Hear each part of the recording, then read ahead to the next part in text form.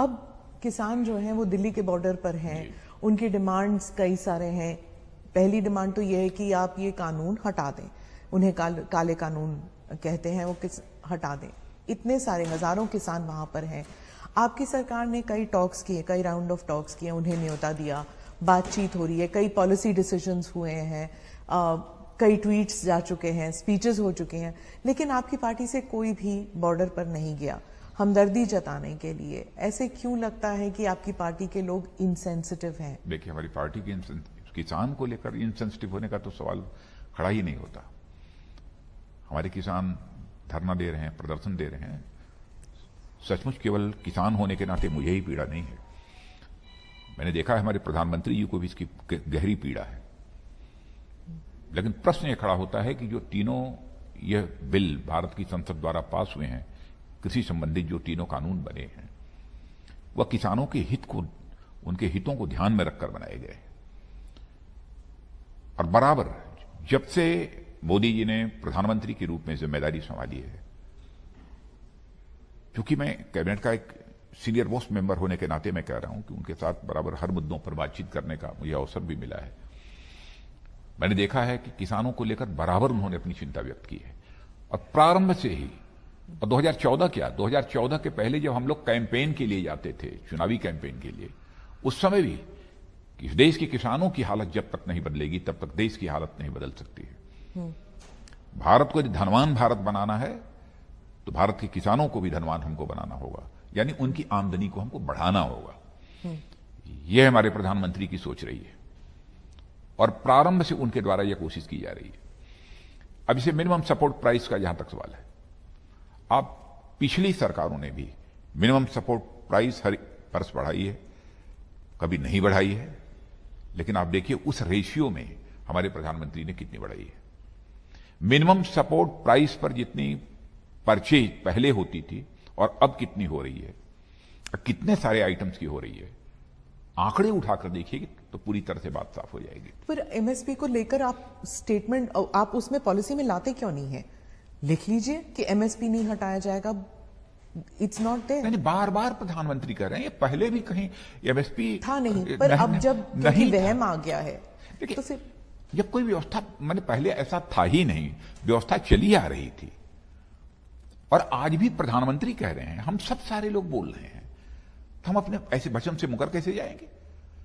लोकतंत्र में जो अपनी वचन से मुकर जाता है उसे तो अच्छी तरह की अच्छी सजा यह जनता दे सकती है। लोकतांत्रिक व्यवस्था में यह अधिकार उसे प्राप्त है।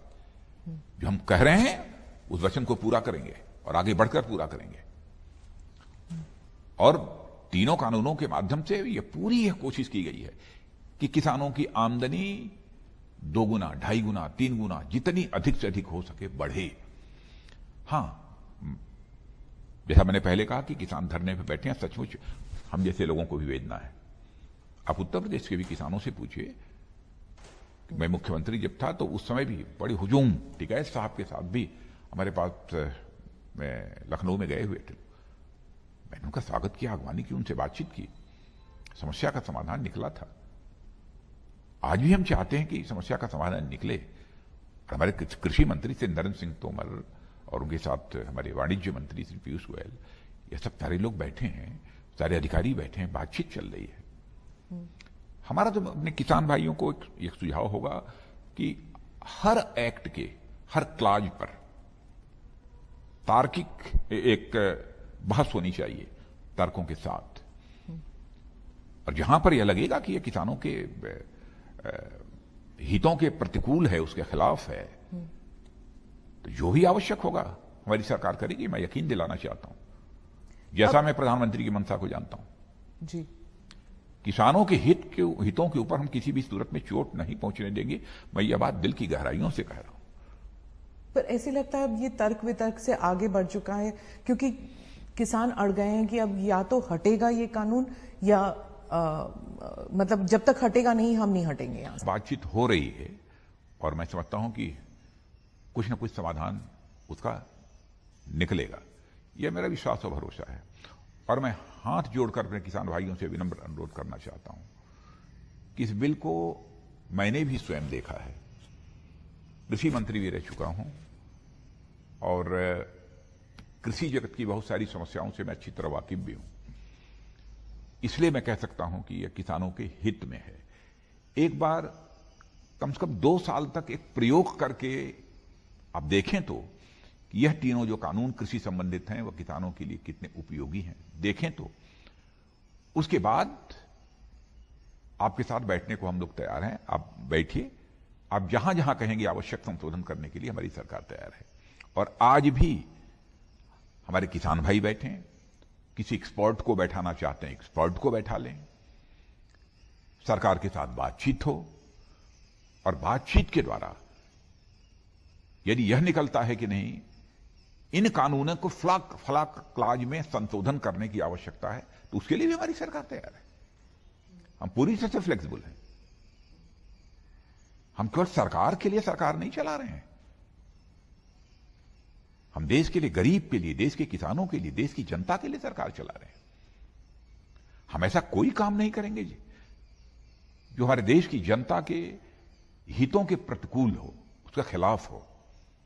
ऐसा काम हम कभी नहीं कर सकते। जी, आप हमदर्दी, आप संवेदनशीलता के बारे में कह रहे हैं, लेकिन आपकी पार्टी के ही कुछ लोग किसानों को लेबल दे रहे हैं, नक्सल कह रहे हैं, खालिस्तानी कह रहे हैं। क्या आप मैं समझता हूं कि किसानों के ऊपर इस प्रकार का कोई भी आरोप कोई भी हो, पता नहीं किसने क्या कहा है, मुझे जानकारी नहीं है, नहीं लगाया जाना चाहिए। लेकिन उसे हमारा किसान किसान है, हम किसान के प्रति हृदय की गहराइयों से सम्मान व्यक्त करते हैं और हर समय भारत के किसानों के प्रति हमारा सिर झुका हुआ है उनके सामने, उनके सम्मान में।